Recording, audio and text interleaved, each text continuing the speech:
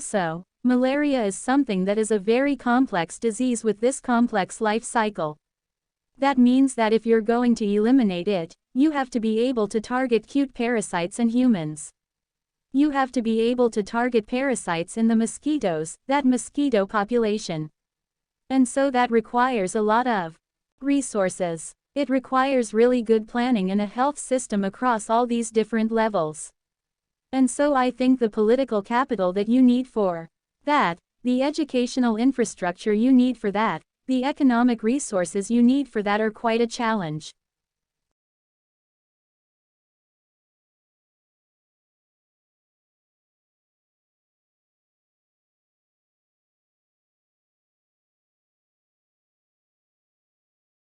For a long time now, it's been a widely accepted and rarely questioned belief that a strong corporate culture goes hand in hand with success. However, a recent study has cast some doubt on this principle. After all, the authors of the report argue for culture. A company's build-up may be strong, but wrong.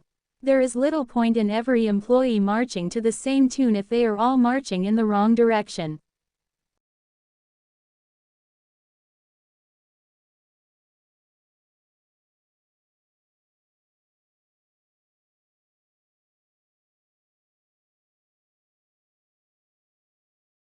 Lawrence Stephen Lowry RBS Raw was an English artist.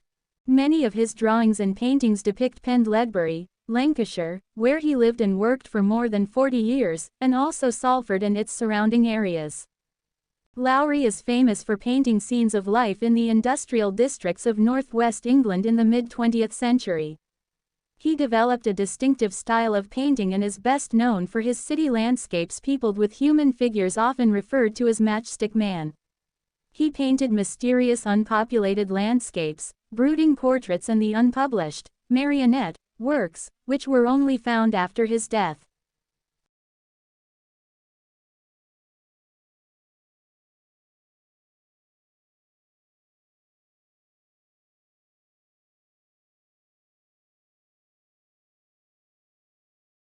In animals, a movement is coordinated by a cluster of neurons in the spinal cord called the central contract pattern generator (CPG). This produces signals that drive muscles to contract rhythmically in a way that produces running or walking, depending on the pattern of pulse. A simple signal from the brain instructs the CPG to switch between modes such as going from a standstill to walking.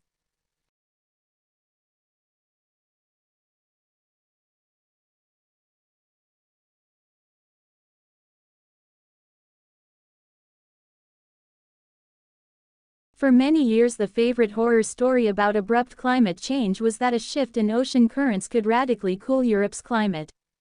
These currents, called the overturning circulation, bring warm water and warm temperatures north from the equator to Europe. Susan Lugier, an oceanographer at Duke University, says scientists have long worried that this ocean circulation could be disrupted.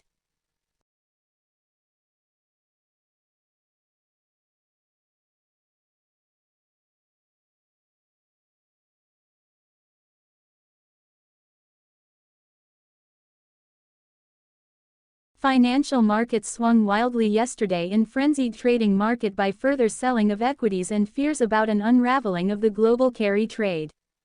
At the same time, trading in the European credit markets in London was exceptionally heavy as traders frantically reassessed their appetite for risk, prompting wild swings in the prices of the key derivatives.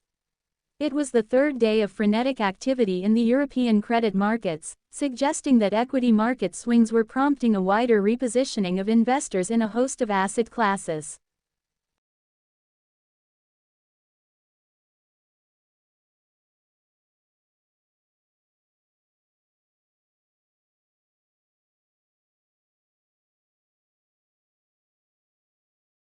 What is nanotechnology? Well, a report that was put together by a combination of the Royal Society and the Royal Academy of Engineering that came out last summer, identifies two topics.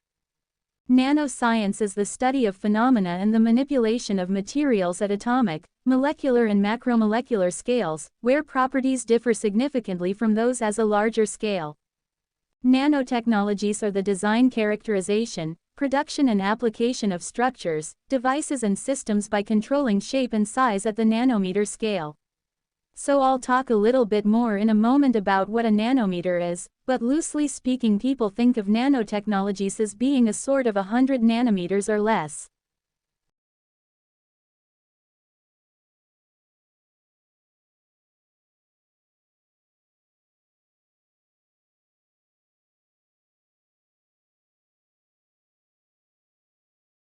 Finally, we take a look at how to mix and unmix liquids at the flick of a switch.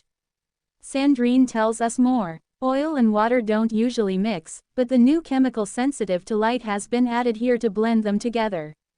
When exposed to UV light, the chemical changes its structure and becomes soluble in water. This causes two layers to form with the oil floating on top of the water-chemical combo. This method should be cheaper than the current alternative, which involves using high-energy centrifuges.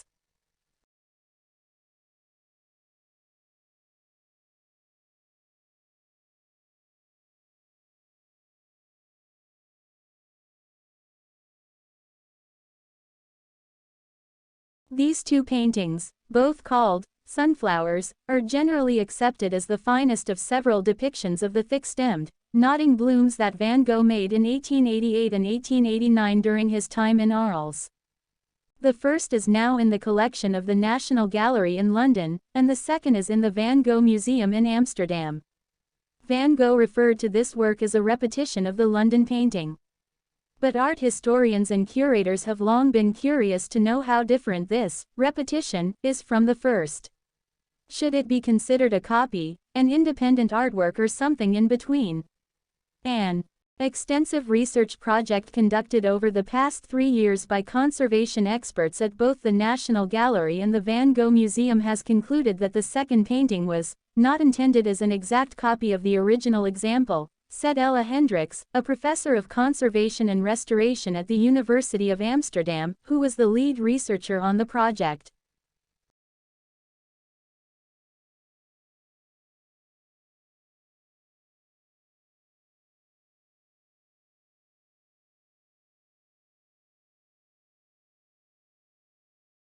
Rebuilding carbon-rich agriculture soils is the only real productive, permanent solution to taking excess carbon dioxide from the atmosphere.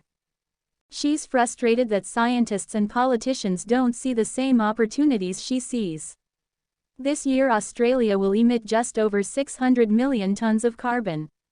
We can sequester 685 million tons of carbon by increasing soil carbon by 0.5% on only 2% of the farms.